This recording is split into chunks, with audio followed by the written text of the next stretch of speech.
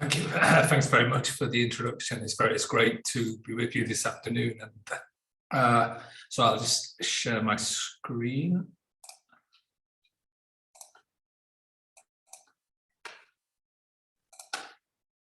And so that's what I'm going to talk with you about today, and look forward to getting your comments and feedback. What I'm interested in is what I call repertoires of migration governance.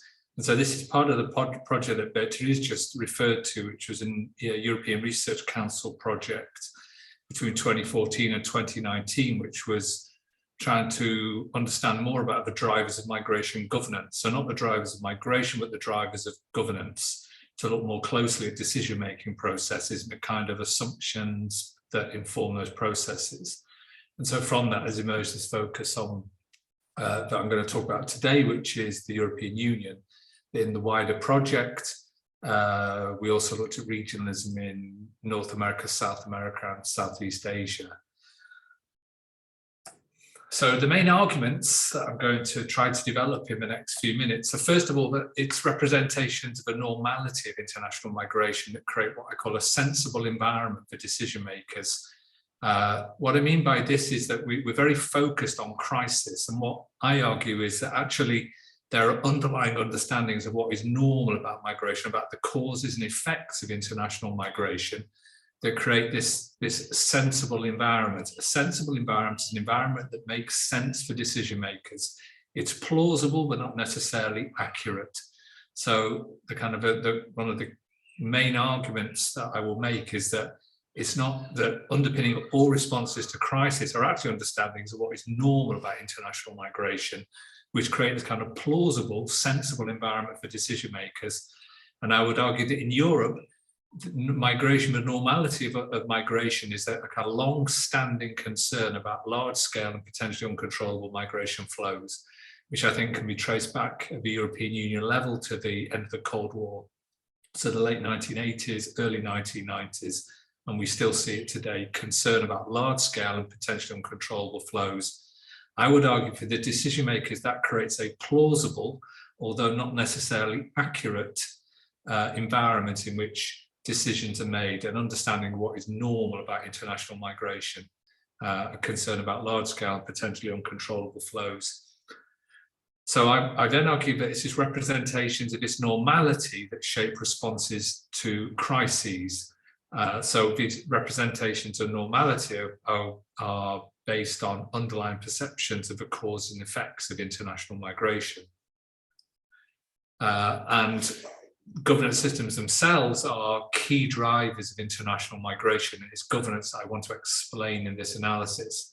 So I think in much analysis, governance is often understood, or seems to be understood, as an effect of migration. So migration occurs, governance responses develop.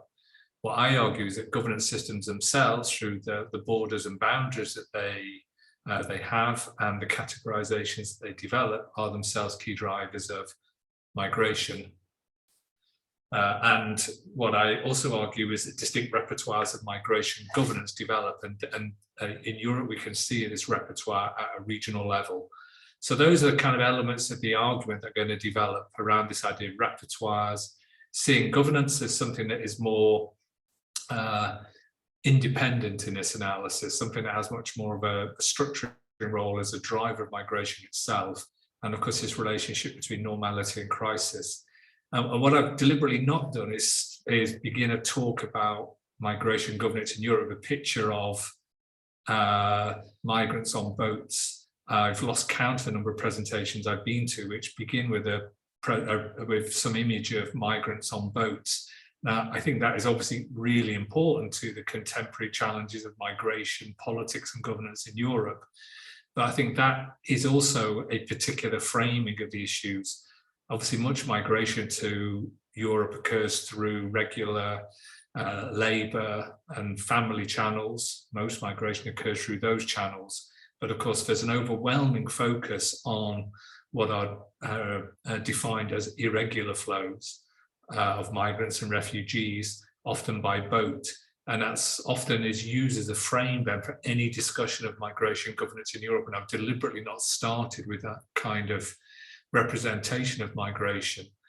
because I think what I want to do in this talk is understand much more about the drivers of migration governance itself that sees these kind of events, people trying to get to Europe by boat, as an outcome of governance processes, rather than to use it as a framing image to then develop an analysis of governance.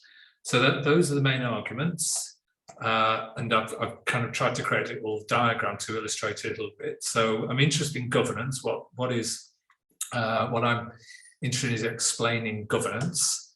As I said before, analyses of governance tend to focus on outputs and outcomes of various types of laws and policies that arise from governance systems. So I think if we look at a lot of the analysis of migration governance, we see a focus on outcomes and outputs of various types.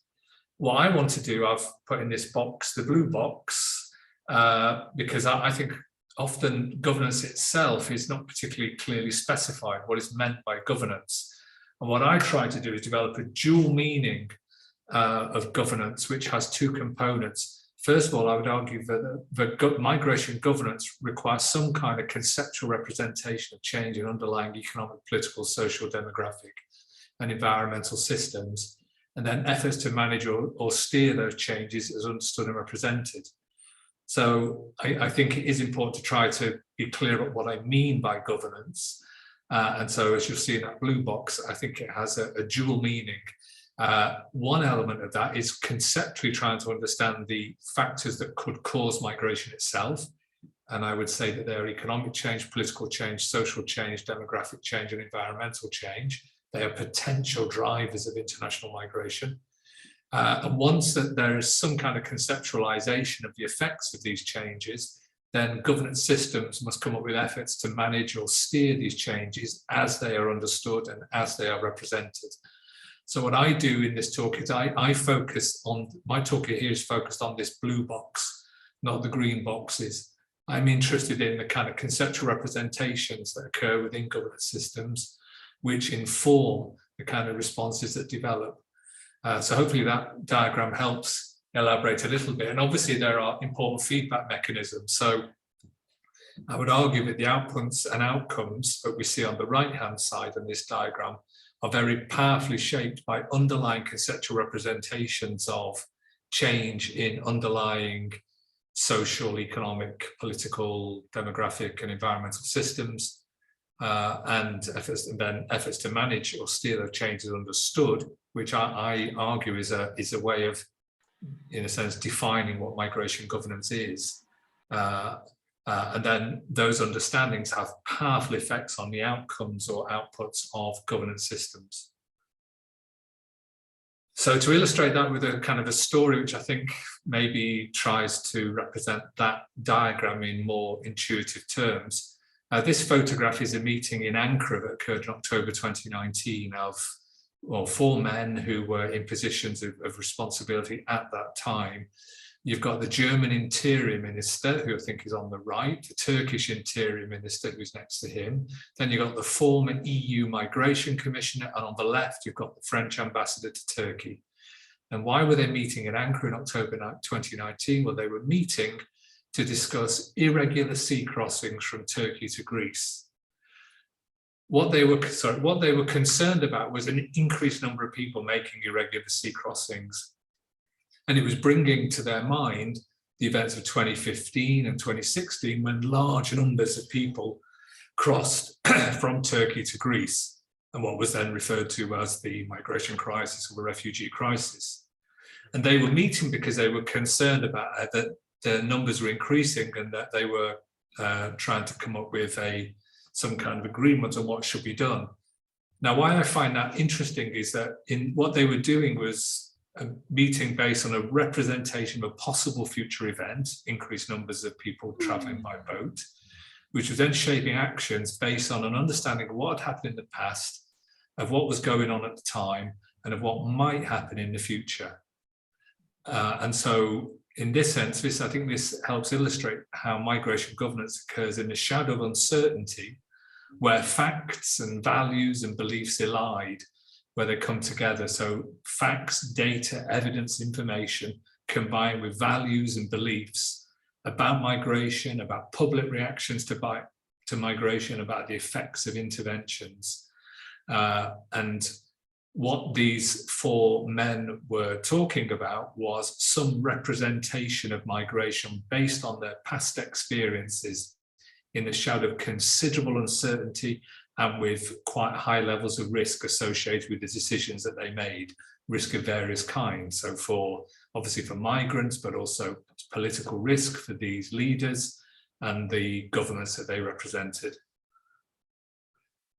So what I wanted to do now is explain a little bit more about this idea of repertoires of migration governance, because that's in the book that I wrote recently, which is called Governing Migration Beyond the State. I look at how repertoires of migration governance provide a way to understand what goes on, in a sense, inside migration governance systems. I refer to it in the book as opening the black box of migration governance, trying to understand more about what goes on within migration governance systems themselves.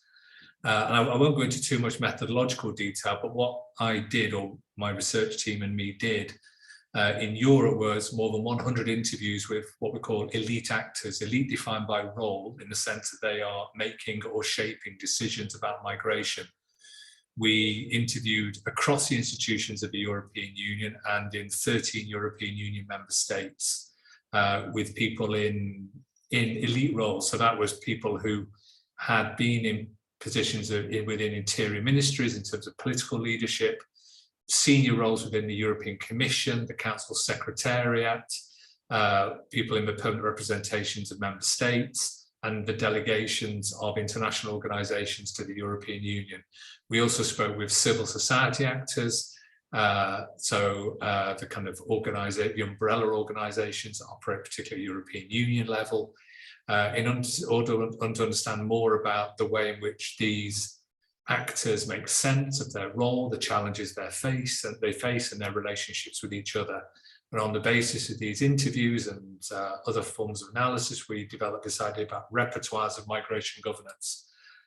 And these repertoires depart from the basic observation that migration governance is always, everywhere, and necessarily an organizational process. So migration governance is always organizational. It requires actors of various types to organize their experiences, both of migration and of the wider environment within which they operate.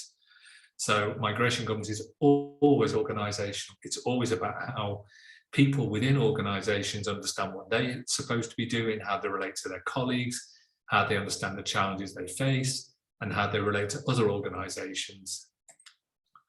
So what these actors, these migration governance actors, know how to do is informed by their experiences, by facts, information, data, and evidence, but also quite powerfully shaped by values and beliefs.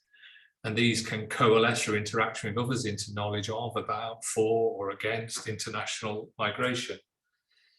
But also these actors have expectations about their role, what they think they're expected to do. And this is how they understand, interpret, and represent cues and signals from their environment, and how these cues and signals interact with values and beliefs at an organizational level to steer perceptions of issues, of challenges, of problems. So this is a way of just elaborating on this point about migration governance being, as I said, organizational, which has these two elements: what these actors know how to do and what they think they are expected to do. I think these are fundamental organizational questions. And they mean that the organization of experiences shapes actions, inactions, inclusions, exclusions on, of migration and migrants. And so the analysis I do of migration governance is very focused on this organizational perspective, to understand governance as fundamentally organizational. And so in the book that I wrote, a lot of the literature I use is from organizational studies to understand how organizations and actors within organizations make sense of their role, and how they develop understandings through interaction with other organizations. So that's fundamental to this idea of a repertoire of migration governance, but it is fundamentally centered on organizational processes. And then there are 5 ways, I think, of thinking about this. The first of which is that, well, these repertoires contain narratives. where narratives can be understood as factual beliefs or beliefs about facts. Some attempt to organize facts, data, and evidence into some kind of story that makes sense to the individual concerned. And I would argue that those narratives always contain elements which are also based on values, beliefs, and emotions. So migration governance repertoires have a narrative component. They also have a social component because they are shaped by social interaction. They are affective, by which I mean that people often respond at an emotional level, but also have an emotional attachment to their own values and beliefs, and so may be very resistant to change the way that they understand issues because they develop an emotional attachment to their own values and beliefs, which are quite closely associated with their own identity. Migration governance repertoires, I think, are also performative because it's important to be seen to do something. And they're also ongoing. They don't have a beginning and an end. People involved in migration governance, people that I was speaking to at a relatively senior level, are always seen to be in the middle of things. So it's not some kind of simple linear process. It's always ongoing. People are always in the middle of things. So just to sum up a little bit then, so my understanding of migration governance, it is organizational. And in these organizational settings, repertoires of migration governance can develop, which have a narrative component, are social, affective, performative, and ongoing. And that's really the kind of framework that I've developed to try to understand migration governance. And because I think in a lot of analysis of migration governance itself is not really defined. The focus is on the kind of things that happen as a result of governance, so laws and policies, or adding words to it like multi-level or deliberative, rather than saying what is meant by the term governance itself.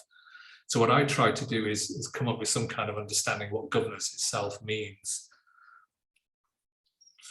And as I said at the start, I think what I would argue matters a lot to actors in migration governance systems is plausibility, not necessarily accuracy. Plausibility and accuracy aren't the same thing. But I think for many of the people who make decisions about migration, plausibility really matters, that what they're doing makes sense and provides a basis to proceed.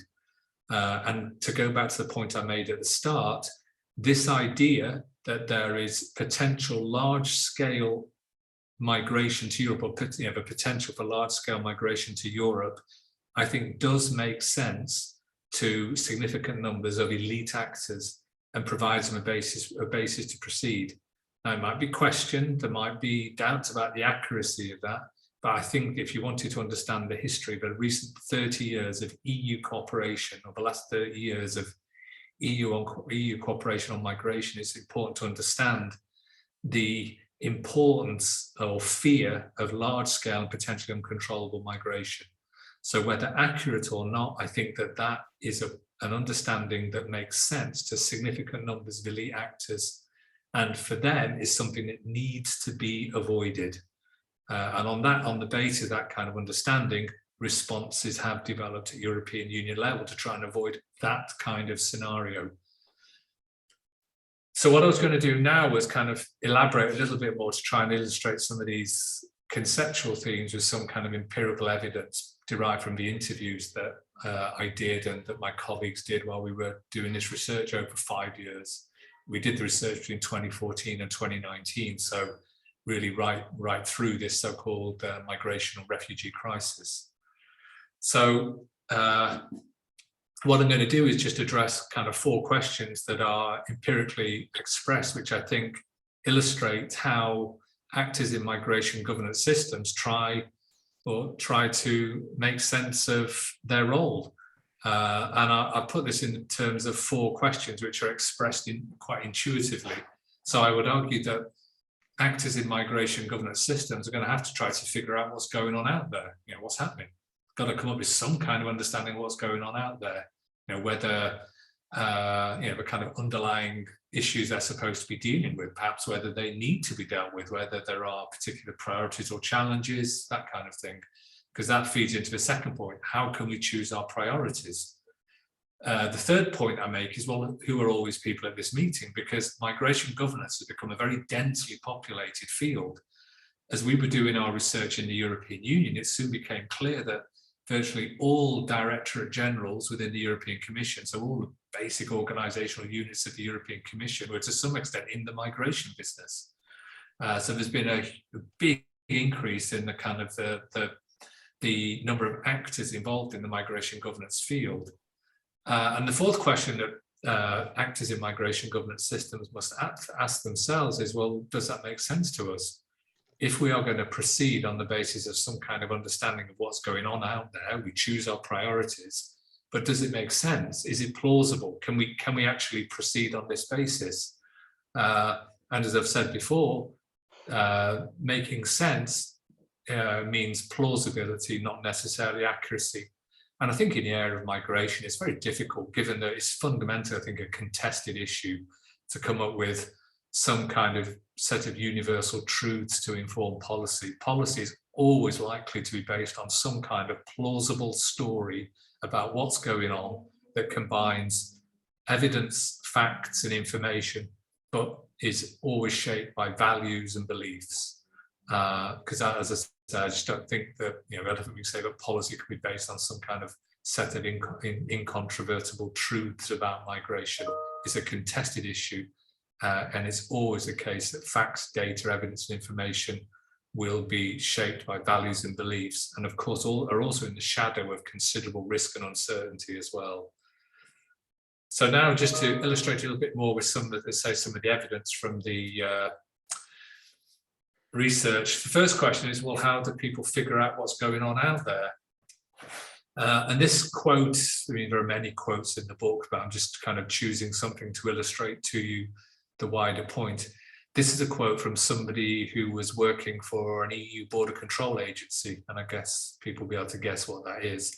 So an EU agency official we spoke to in December 2014, so it's right at the beginning of the research. And this person said to us, or referred to a meeting that he had attended yesterday of the US government and the Commission and others. By others, I'm guessing I mean international organizations like IOM. And he said, well, the people at the meeting were repeatedly mentioning that this would be the new normal, 250 to 280,000 irregular migrants a year. That's basically what we have to count on in the foreseeable future. Nothing will change in this regard. I tend to agree, because as long as things are going the way they're going in North Africa, sub-Saharan African countries, Afghanistan, Iraq, what have you, I don't see an end, unfortunately, to that. Now, that was over 7 years ago now, that quote, but I think that, well, I know that that is still the kind of view that's quite prevalent among senior officials within the European Union.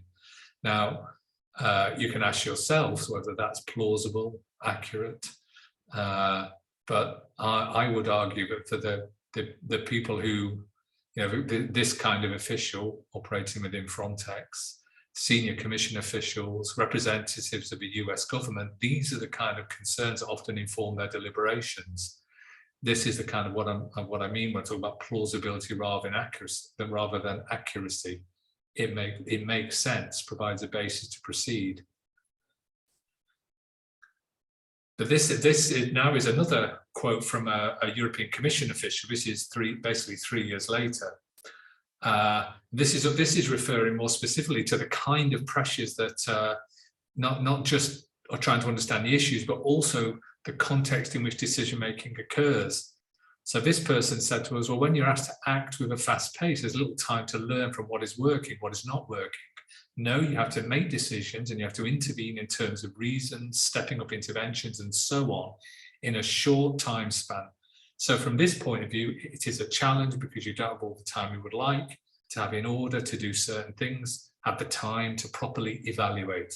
So not only are you trying to make sense of what's going on, you're also doing it under significant time pressure. Perhaps it's pressure that something should be done, something needs to be done, but also reduces the time to evaluate, and perhaps also means that long-term interventions are more difficult to secure because political leaders are looking for short-term effects. And this was when this point was reaffirmed to us when we talked to a government official in Vienna, an Austrian government official in their interior ministry in April 2018, who said, well, we see a problem coming. The experts tell us it's huge and it's cheaper to act early than to act later. But still, as a society, I say we don't do that. I think there's a word for it. It's cognitive dissonance. I think these three quotes, as I say, I'm just kind of picking three quotes from a lot of interview material that's used in the book and other publications. But these kind of processes of figuring out what's going on out there. So the first quote is something about potential numbers. The second quote is about the pressure, time pressure, the kind of pressure that people in organizations dealing with migration feel that they are under. But also the third quote seems to hint at a political or governance systems that tend to be quite reactive rather than proactive, that they're more likely or find it more difficult to think about long-term responses to the issues around migration. So that's this issue of figuring out. The second one I wanted to focus on is choosing priorities. And this is a quote, the font has got a little bit small, I'm sorry about that, I hope you can still see it okay. And this is a quote which I think is quite long, but I think it's worth looking at because it's from a European Commission official we talked to in October 2017. And this person said to us, well, an essential part of our work is to try to fill the narrative with policy in a way, because sometimes we get very fancy phrases which our political headmasters say here and there because this is a catchy word where they can look good and look successful, then we have to fill it with substance. It happens very often. For example, this emphasis on disrupting smuggler networks and trafficking, it came from the top, definitely as a catchphrase. Then we had to substantiate it with concrete action. There are even some proposals to go as far as developing a rationale argument for declaring smuggling and trafficking, I think, as crimes against humanity. After substantive analysis by lawyers, by diplomats at expert level, it became evident that this is a no-go. We have to think of other specific actions in order to justify this narrative about disrupting smuggler networks. I think this is a really interesting idea that is expressed here, a kind of a political narrative that is kind of rather quite abstract and needs to be filled with policy. And obviously this is a kind of political narrative we're all very familiar with, this idea of disrupting smuggler networks or breaking the business model.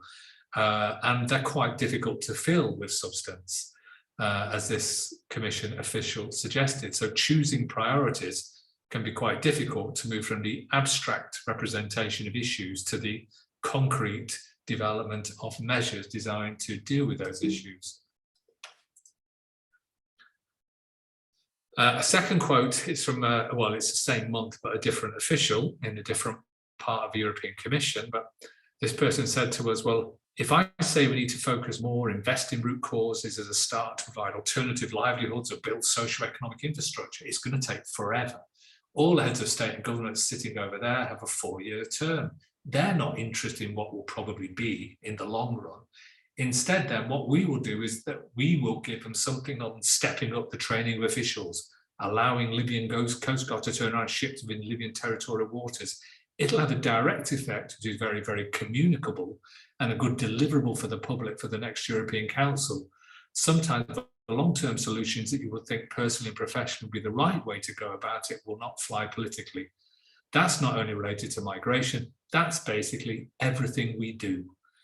And I think these are, there's two quotes which I think really hit on quite fundamental issues, kind of filling narratives with policy, but also the pressure to be seen to do something, and an awareness by officials that what they are doing is perhaps just more performative or symbolic than it is likely to be effective. To have something which is communicable for the next meeting of the European Council, a good deliverable for the public, something perhaps which some governments may be concerned about because they've got elections coming up.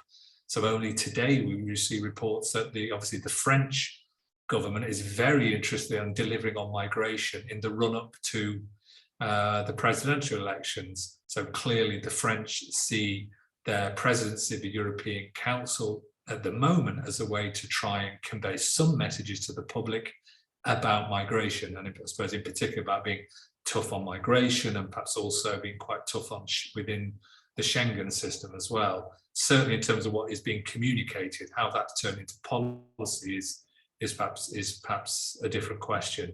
But I think these two quotes go some way towards a discussion about how kind of choosing priorities.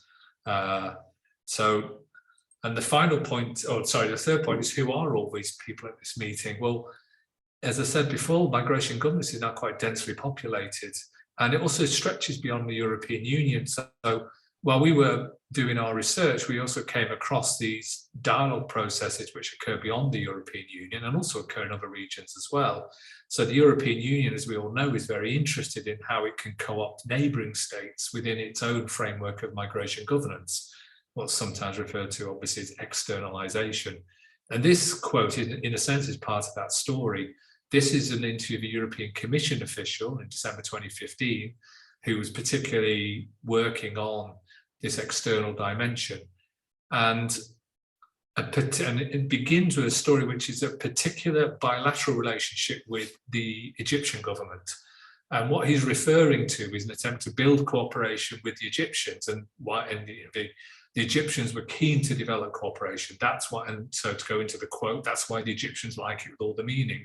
But that's why we said, the European Union said, listen, why don't we actually use this same venue and occasion, so EU-Egypt relations, to also bring in our EU Horn of Africa initiative.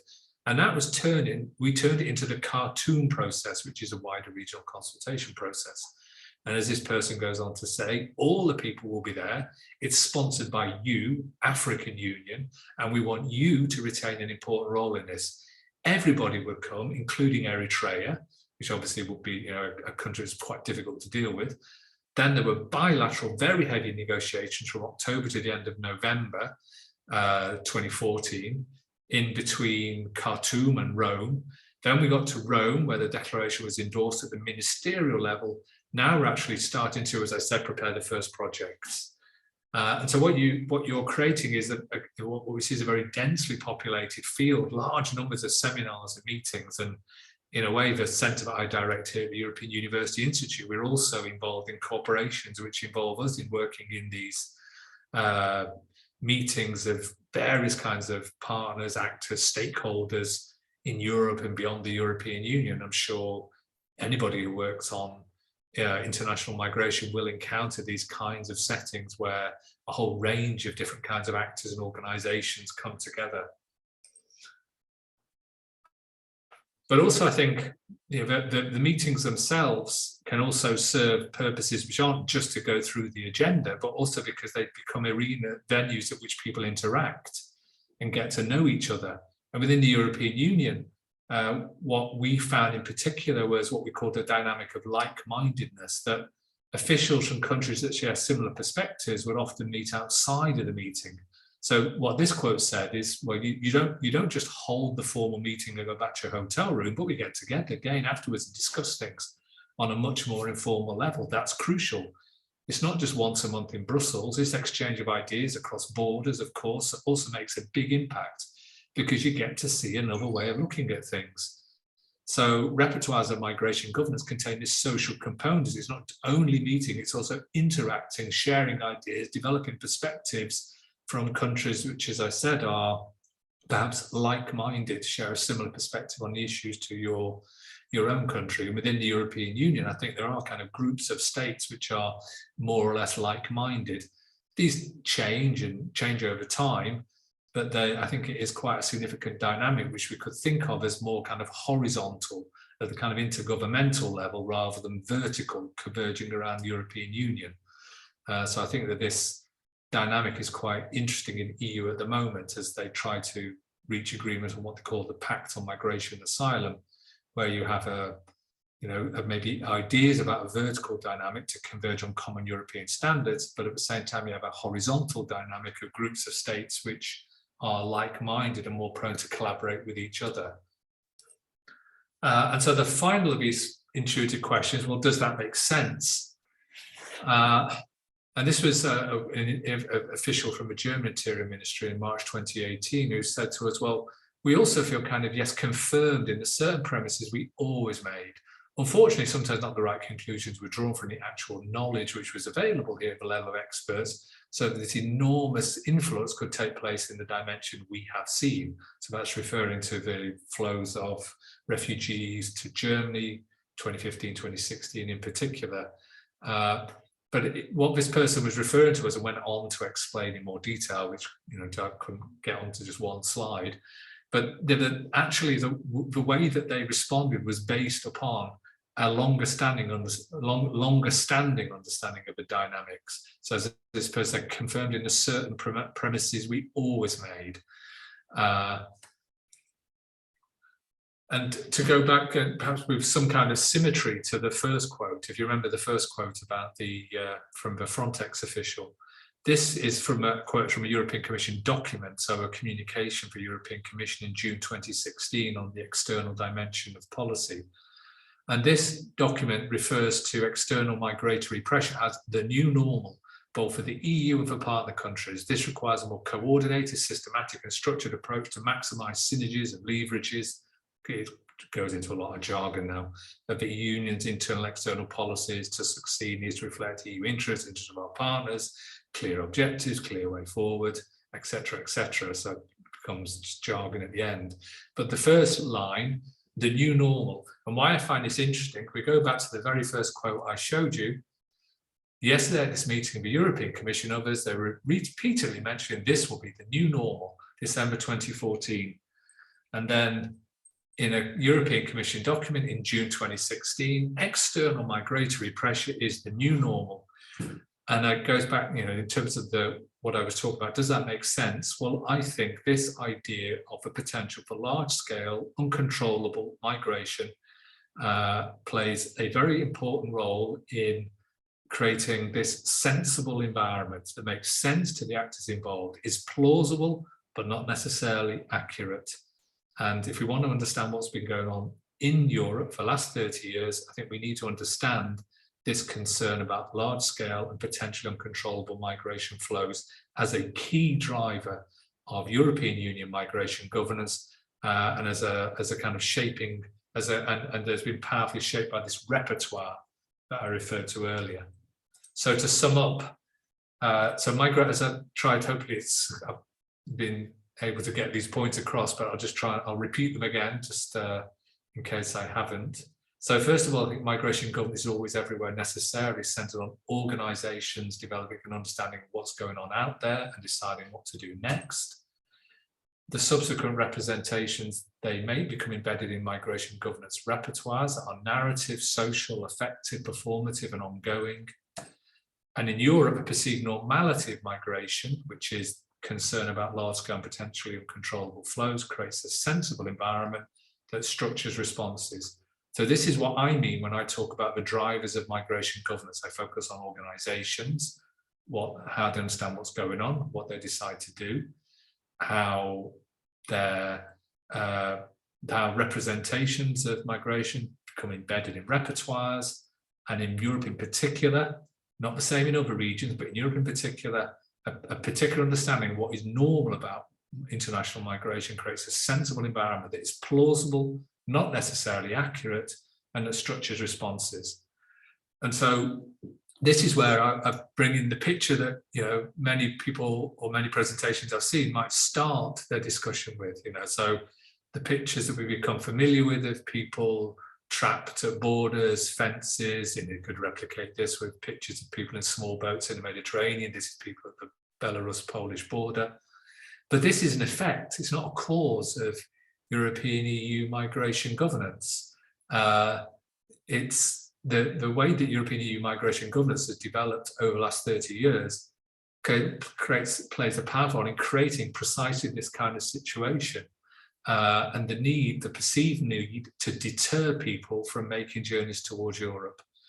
And so, as I say, this is an effect, not a cause of European Union EU migration governance. So thank you very much. That's the book in case anybody's interested. And if you've got access in your library, you can read it online. So thank you very much for your attention.